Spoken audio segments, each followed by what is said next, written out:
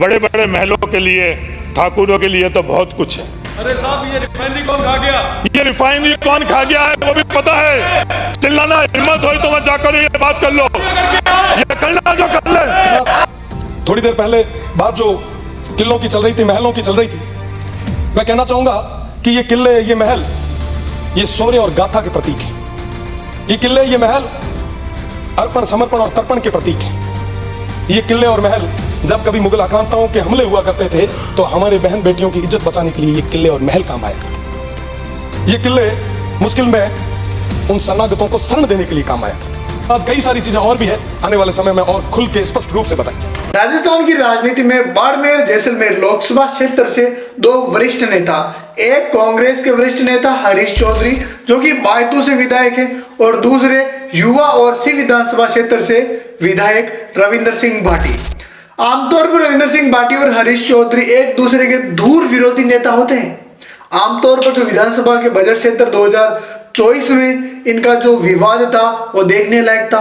एक और जहां हरीश चौधरी ठाकुर का कुआं विवाद की कविता को विधानसभा क्षेत्र में पढ़ते हैं और इस बजट को ठाकुरों और महलों में रहने के पक्ष में बताते हैं, वहीं रविंद्र सिंह भाटी पीछे से रिफाइनरी की बात छेड़ते हैं। जैसा कि आपने क्लिप में देखा होगा, वो बोलते हैं कि रिफाइनरी का क्या हुआ साहब, ये बताओ, तो वही हरीश चौधरी चिढ़ जाते हैं और आग बबूला हो जाते हैं।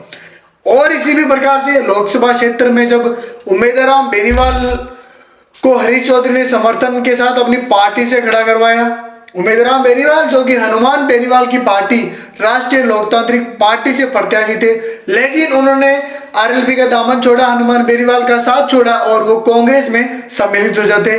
और इनके सम्मेलन में हरीश चौधरी का एक बहुत बड़ा समर्थन हाथ था। हरीश चौधरी लोकसभा क्षेत्र में उम्मीदवार बेनीवाल को बहुत ज्यादा सपोर्ट करते हैं, कट्टर समर्थन इनका करते हैं और इनको चुनाव जिताने में बहुत बड़ा योगदान इनका था। इसी दौरान रविंद्र सिंह भाटी और हरीश चौधरी का दूर विरोधीपन देखने को मिलता था।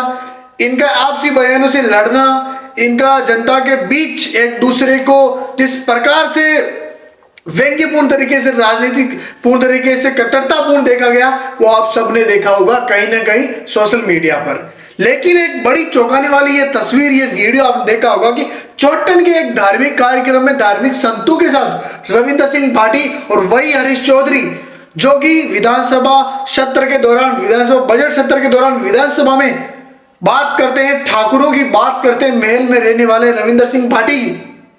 और अब ये दोनों मंच साझा कर रहे हैं, सार्वजनिक मंच साझा कर रहे हैं।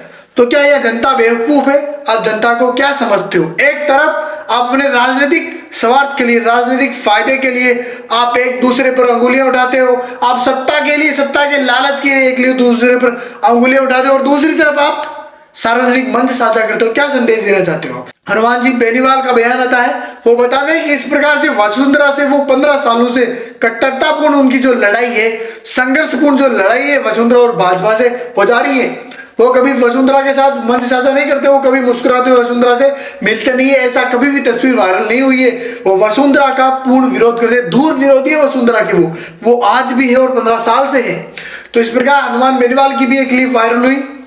तो इस मूल्यांकन से हम देख सकते हैं कि राजनेता किसी के नहीं होते हैं। राजनेता सिर्फ अपनी ओछी राजनीति, स्वार्थपूर्ण राजनीति के लिए होते हैं। वो बयान देते हैं, वो अपने घपलेबाजी के बयान, वो लोगों को आकर्षित करने के लिए मीठी मीठी बातें बोलते हैं, लेकिन राजनेताओं पर विश्वास करना बहुत ही ज्यादा कठिन है। तो ऐसी और ज्यादा जानकारियों के लिए और मूल्यांकन के वीडियो के लिए सब्सक्राइब करें हमारे चैनल को। जय हिंद।